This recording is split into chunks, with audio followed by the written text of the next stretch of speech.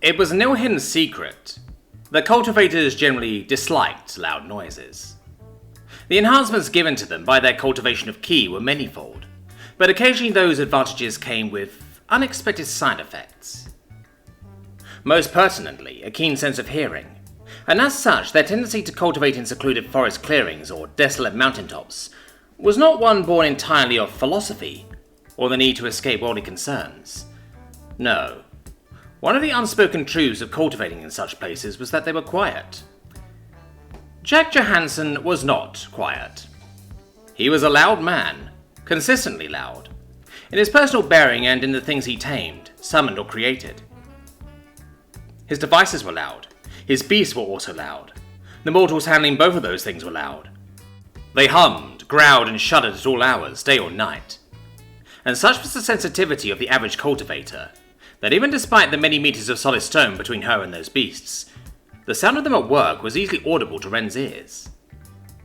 It was for that reason, amongst others, that the blonde had chosen to quarter herself on the topmost livable floor of the multi-storied complex her master had created. From there, the constant banging and growling of his workshop was little more than a distant purr. As such, she was fast asleep when a loud explosion sent ripples through the very stone around her.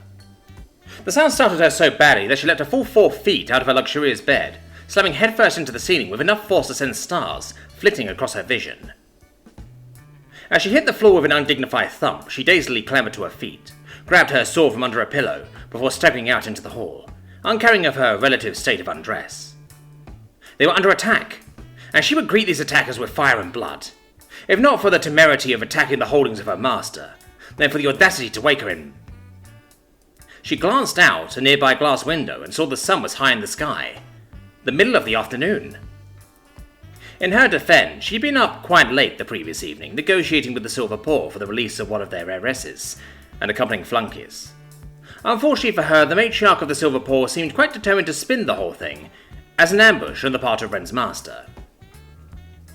As two-faced a lie as one could imagine, but one that was surprisingly hard to refute, given the somewhat clandestine nature of the originally intended meeting. From an outside perspective, the notion that Pan Su and her friends, the now deceased Z Bai included, had been out partying in an establishment of ill repute when her master had attacked them unprovoked was more believable. That the man had no motive was irrelevant. Cultivated relations were both factitious and volatile. So much so that the Silver Paw could, and did, claim that her master was likely provoked by an offhanded comment while attending the same establishment.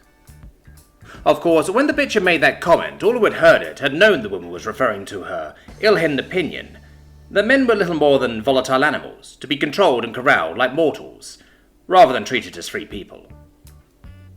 Even now, Wren didn't know who Shui or the magistrate believed to be at fault. For all the benefits her master had brought with him, he was to a newcomer to the city and a single man.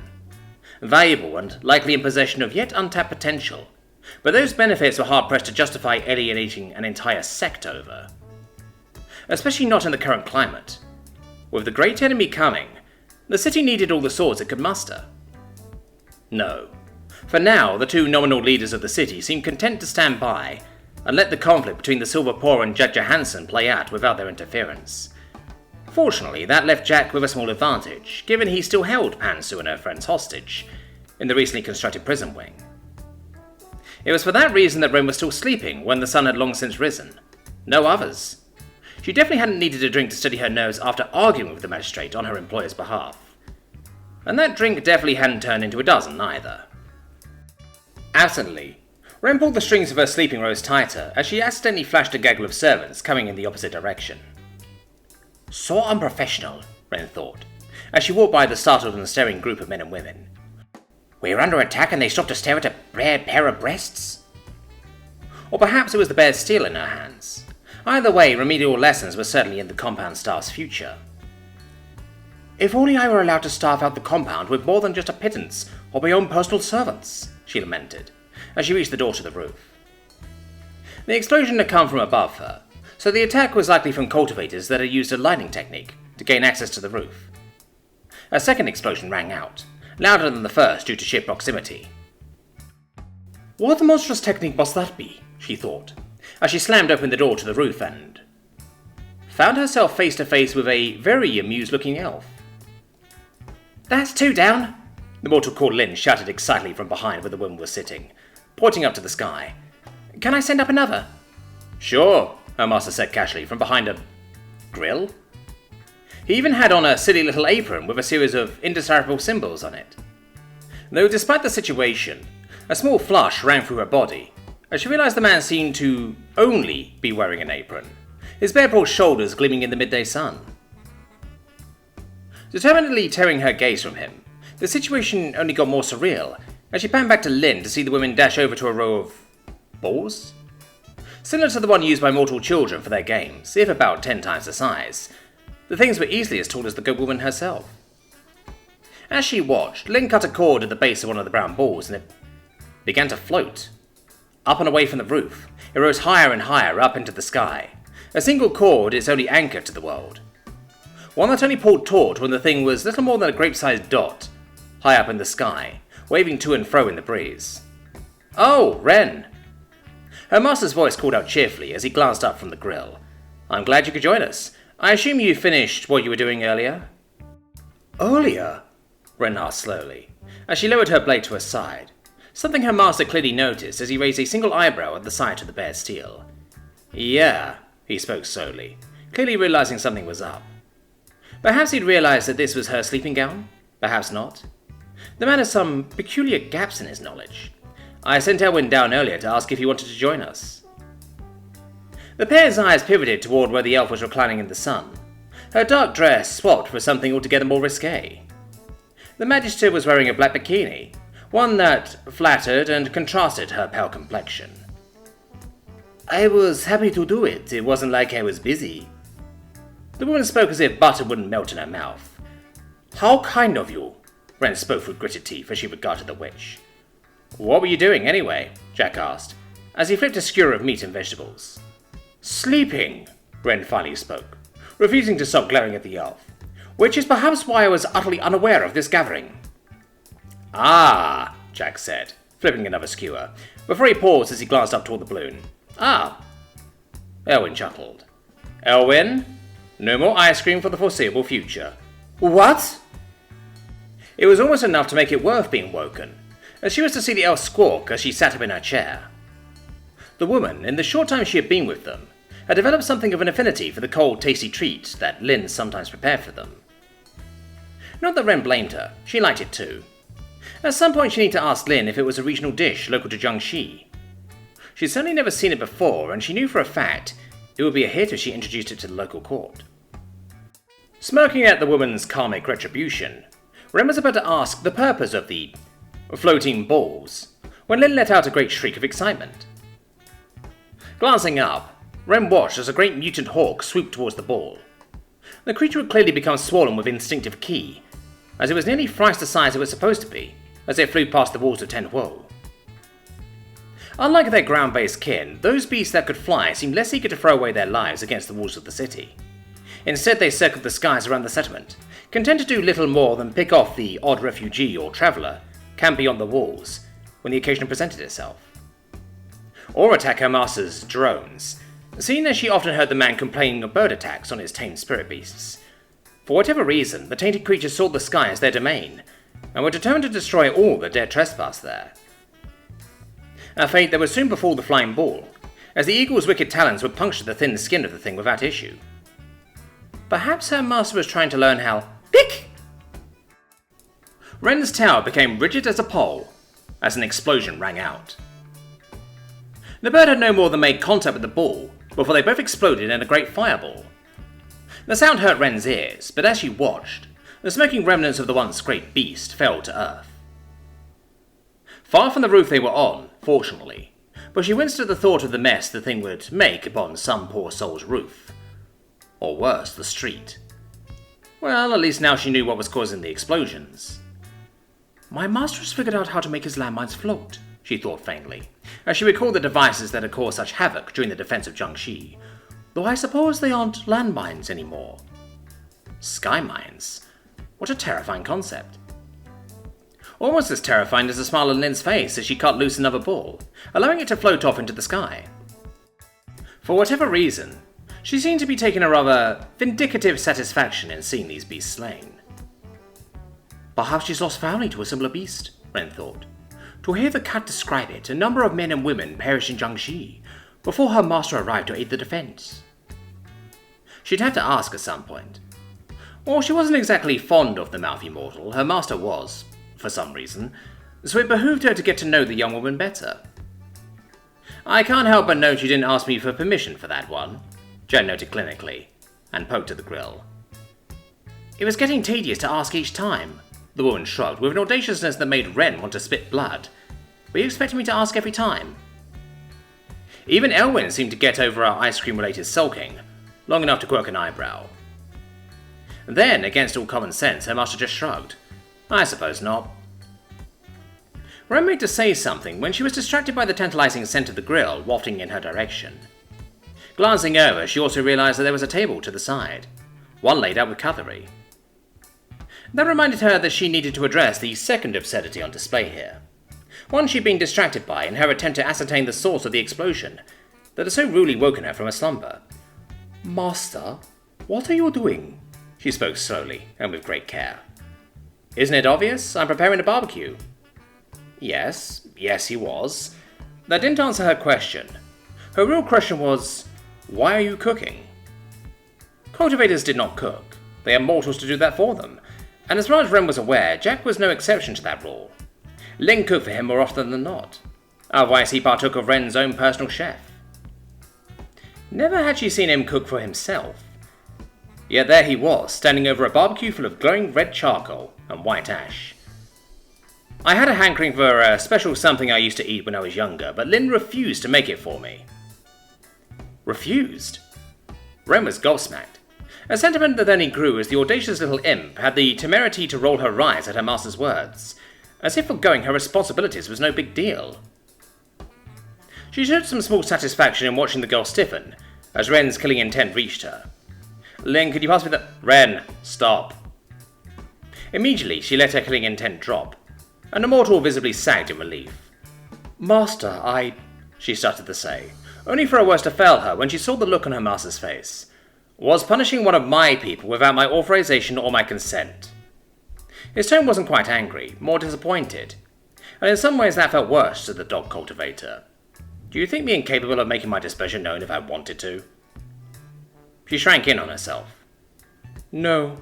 "Good." He continued cooking, though not without one final parting shot. "Because I think I'll need to demonstrate that for myself tonight. When the sun sets, I expect to see you in the usual place." Ren's heart skipped a beat, her face flushing as she clenched her thighs, tingles ripping up through her core. She'd be the bad girl. She'd touched her master's things without permission. Now she was going to be punished for it. Yes, master," she squeaked. She didn't even care that both the mortal and Elwyn were staring at her in puzzlement. The only thing that mattered was what her master thought. So she supposed it was fine if she let the mortal get away with her audaciousness for now. With that said, only the heavens would be able to save the woman if she failed to give her master proper face in public. Though as the blonde gazed up into the sky, where yet another ball was floating lazily, she supposed that not even the heavens were beyond her master's reach. Lin watched the clouds floating overhead. The sky dyed a pinkish red by the setting of the sun, and couldn't help but feel a slight sadness that in the end, only 6 birds had taken the bait. She'd wanted to see more explosions. Honestly, that surprised her. Apparently she'd developed some resentment of the flying beasts that always seemed to bring her brief, live-action lessons to an all-too-early end. So seeing them explode like that? Well, it had been cathartic. So much so that she'd actually forgotten some of her decorum. She shuddered as she recalled her brief experience with killing intent. It had been a swift reminder that for all that she joked around with Jack, he was supposed to be a cultivator, a powerful man, one that wouldn't tolerate lip from a lowly mortal like her. And while she knew deep down in her heart that Jack would never punish her for treating him like just another human, if she was in public, then someone else would do it for him. Such were the realities of the deception they were engaged in. And if he were ever to be found out, well, she didn't want to imagine what would happen to the bald-headed man she'd honestly come to consider a friend. And wasn't that a strange thought? She was his friend, his only real friend, and in many ways he was hers. He didn't look down on her for her intelligence. He didn't try to force her to conform to some preconceived role. He didn't expect her to lower herself to elevate himself. It was nice. And so much better than she'd ever dreamed possible when she thought she'd caught his eyes all those months ago. Meeting the man across from her had been beyond anything she'd ever expected. He certainly wasn't like any cultivator she'd ever met, and she thanked the heavens for that every day. In the weeks that followed her entering his service, she'd remained wary of him. That had only gotten worse after he'd informed her of his absurd origins. In time, though, her fear had given way to cautious respect. He had been a distant figure in those early days, like a mountain that overshadowed her life but remained far off. He protected the town, saved her father's life, given them all a home, kept them clothed and fed, and he'd asked little but loyal service in turn. She didn't know when that had changed, when respect had morphed into affection, real affection. Perhaps it was a consequence of the secret they shared, something that bound them tighter than any promise or oath. Or perhaps it had been the moment he'd asked her for help. Asked, not demanded. And not in the kitchen or on the farm. He'd asked for her mind. For an insight into a problem he'd been having with the second generation of rifles. In truth, she didn't know if much of what she'd said had been helpful. The subject had been unfamiliar to her, and her master's explanations, frankly terrible. But he'd listened to her words. Really listened. Then he'd come back to her asking for more insights, on this and that. Anything that was stumping him and his fantastic machines. She hadn't known how much she'd wanted that. For her intelligence to be valued, to be tested, to be more than Lynn the know-it-all. The girl that needed to settle down. Jack valued her. Not as an employee or as a lover, but as a friend and, dare she say it, an equal. For that reason, she'd always have his back. Even if that came in a form as odd as needling him instead of bowing to his every whim. Speaking to him as Jack instead of the hidden master of Jiangxi. And if it was to help her friend, she'd endure 1,000 brushes with killing intent from nosy, puffed-up cultivators. Most delicious, the nosy cultivator in question said, as she leaned back in her seat, still garbed in sleepwear. Truly, master, you are a most able cook. She alone knew that when Jack smiled at her words, it wasn't because he agreed with them. He was chuckling in his own mind. Yeah, those bits of gristle that managed to avoid being charred into coal were pretty decent, Lynn joked. There it was, a true smile. His eyes flashed as someone echoed his own thoughts. For that reason alone, she remained utterly unconcerned, as Wren flashed an angry glare at her while Elwyn once more gave her one of those difficult-to-decipher elven glasses. Neither of them got it. Jack wasn't up here to have his ego flattered. He was up here to get away from all that, to relax. That was why he was cooking himself. Well, that, and the other reason. Truth be told, she'd had no intention of partaking of the skewers he'd offered. But eventually curiosity had gone the better of her. Surprisingly, it wasn't that bad. And perhaps it was for the best that it was a little on the charred side of things. Elwyn took a sip of her drink. My thoughts echo Wren's more than the peasants. Though I must admit, I struggle to identify the meat used. Perchance, was it a beast native to this land? The grin that stretched across Jack's features was filled with mischievous mirth. This and most lands, I imagine. Truly? The sophisticated elf asked as she sat up in her chair. To her side, Lynn could see that Wren too was curious as to what meat had been used. Well, I assume you have rats back home, Jack asked with feigned innocence. Both women paused, and there was a pregnant stillness in the air. What? The way the words slipped from Wren's mouth, you'd think she'd just been told she'd, well, eaten rat meat was actually a pretty good analogy. Skewered rat, Jack continued, clearly taking delight in the situation. I've had a bit of a hankering for them after seeing some of the vendors in the street serving them, so I caught myself a few nice fat ones and skewered them up. Both Elwyn and Wren's pale expressions were shifting to something a little more green than white, as Jack spoke, their eyes occasionally darting down to the empty plates in front of them. Plates that had been piled quite high not that long ago. Cultivators were notoriously big eaters, and it seemed magisters were too. Then both women were running for the parapets, Lynn's muffled giggles following after them. Jack, for his part, just looked perplexed. Clearly he'd been expecting a reaction, apparently just not quite so dramatic. "It's just a little rat meat," he mumbled, which only made Lynn giggle louder. The sound thankfully drowned out by the sound of both a magister and a cultivator puking loudly over the wall. "I hope that doesn't land on someone," Jack muttered, sounding surprisingly guilty as he regarded the pair. Which finally had Lynn break into hysterics, fully aware that Rem might just kill her for doing so. It would be worth it though. Oh, so worth it.